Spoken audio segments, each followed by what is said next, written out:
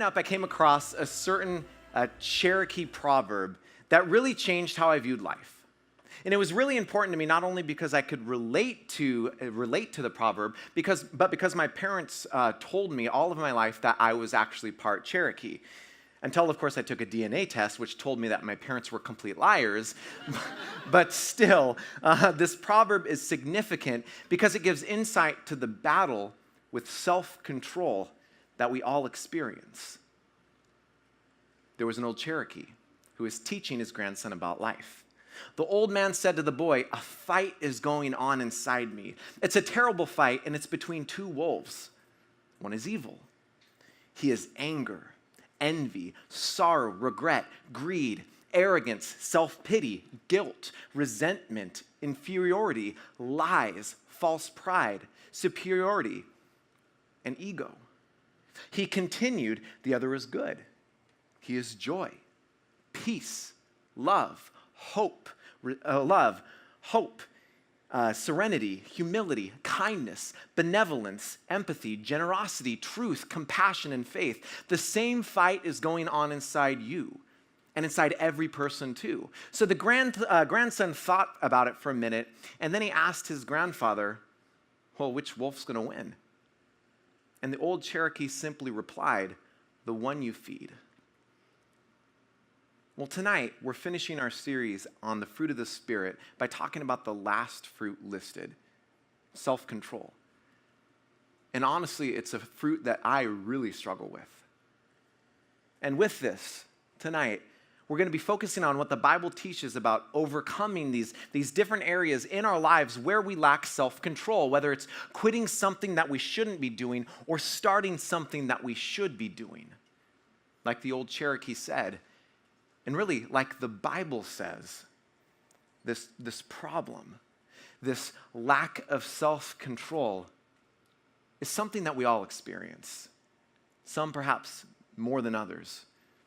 And what's important to know about this struggle with self-control is that it's not a recent one. In fact, the problem and the struggle with self-control starts all the way at the beginning with Adam and Eve. You see, when Adam and Eve were in the Garden of Eden, they were overcome with this desire for something that God warned them against. Still, they chose to feed that deep wolf inside with the fruit from the tree that they were forbidden to eat. And since then, humanity has been plagued with sin. This desire to feed something that we know we should not feed, this plague is evident in our inability to practice self-control well.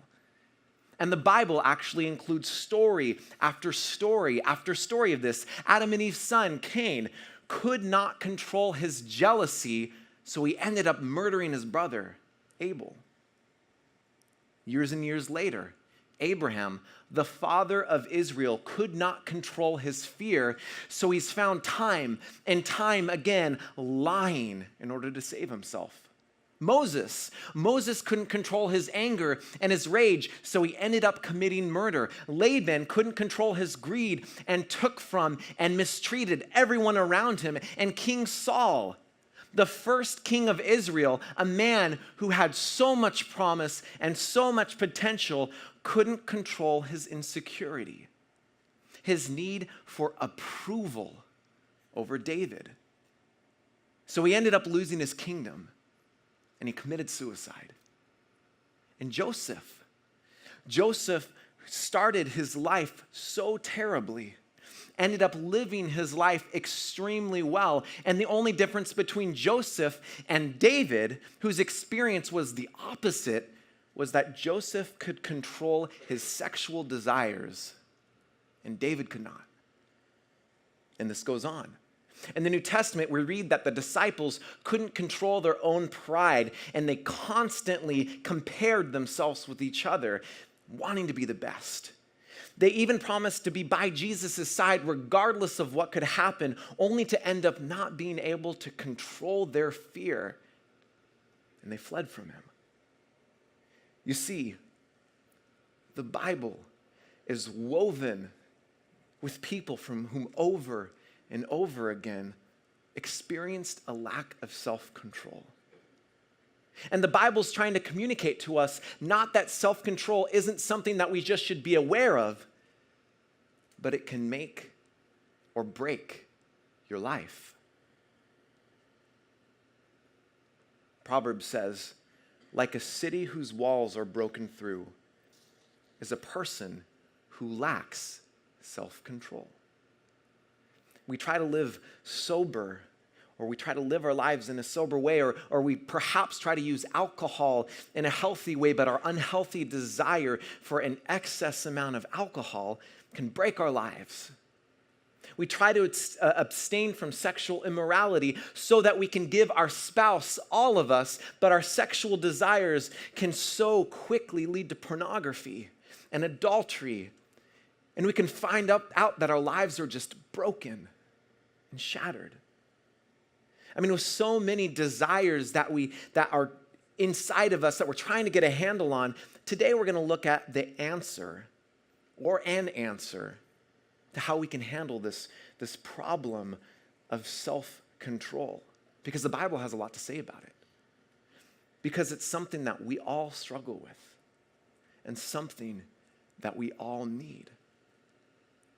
Now, there's one particular passage in the Bible that's in the New Testament that talks not only about the importance of self-control, but the why behind self-control.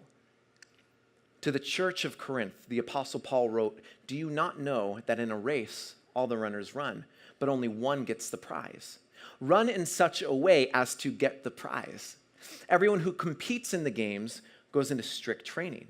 They do it to get a crown that will not last, but we do it to get a crown that will last forever. Therefore, I do not run like someone running aimlessly. I do not fight like a boxer beating the air. No, I strike a blow to my body and make it my slave so that after I have preached to others, I myself will not be disqualified for the prize." Now, I want to take a moment and talk about the two words used there, strict training. So in the Greek, those two words, they actually mean exercise self-control in all things. But since we don't have a direct English counterpart for these words, this phrase, we're left with the translation, strict training. And Paul, here he's using examples of running and boxing to communicate how we can exercise self-control in all things. Athletes, they go into strict training, and they do it, and they compete so that they can win the crown, so that they can win the prize. And Plato, way back when, even mentions that if an athlete lacks self-control in these early games, if they slip in regards to diet or exercise, that they'd actually be disqualified. But the point of this passage isn't to just encourage self-control, but to explain the why behind self-control. Why do we have self-control? For the prize. For Christians, for us, for followers of Jesus, to run, to live our lives in such a way that we can get the prize. So a few years ago, I found myself just going deeper and deeper into Netflix binging. Have you ever done that before? Like you find yourself slowly, people are like, where is he? Like he's Netflix binging. And I had this routine that I would make what I called healthy nachos, which weren't healthy, but I'd lie to myself. And I'd make these, because all of it was at Trader Joe's, and everything at Trader Joe's is healthy. I would make these nachos, and I would just get sucked deeper and deeper into the couch. And I would just go through like Netflix show after Netflix show until I watched this documentary on healthy eating and a healthy lifestyle. So I decided, you know what? I'm going to try paleo. Now, I don't know if you've tried paleo before or any diet like that, but long story short, my experience was what I like to call a little slice of hell on earth. I mean, I'm not like trying to hate on all you, if you like paleo if you're doing that. I'm definitely not trying to hate on that. But it was actually one of the hardest things that I ever had to do. I mean, I found myself cheating like every day, and it was bad. And not only was I cheating, but after 2 months, I just gave up. Like, I was done. I threw in the towel because after 2 months, I came to the realization that my heart didn't want the prize as much as it wanted my comfort and nachos. Well, what's interesting about the average Olympic athlete today, we have the Olympic Games, is that today the average athlete undergoes strict training. Very strict training, and they do it with physical endurance and what they eat. In all things, Olympic athletes exercise self-control. I mean, I'm sure there's times where they want to watch Netflix and eat nachos, but they exercise self-control. When they want to take time off of their just super intense physical activities that's required for their training, they don't. They exercise self-control. And when they need direction, when they need help, when they feel like they are no longer in control, they rely on their coach. They rely on their team. I mean, no athlete is in it alone, and no athlete can do it alone. They'd fail every time. And that's why here we have life groups. That's why we encourage counseling. That's why we encourage finding someone to be accountable with. That's why there's groups like AA and NA. There's groups for people who struggle with sexual addictions. And if you find yourself having just a stigma around these groups, that needs to be erased. If we want to exercise self-control in all things, we need a team. We need coaches. We were not meant to run the race alone. We were meant to run it together. Athletes know that. In all things, they exercise self-control. And why? Because they want to win the gold medal.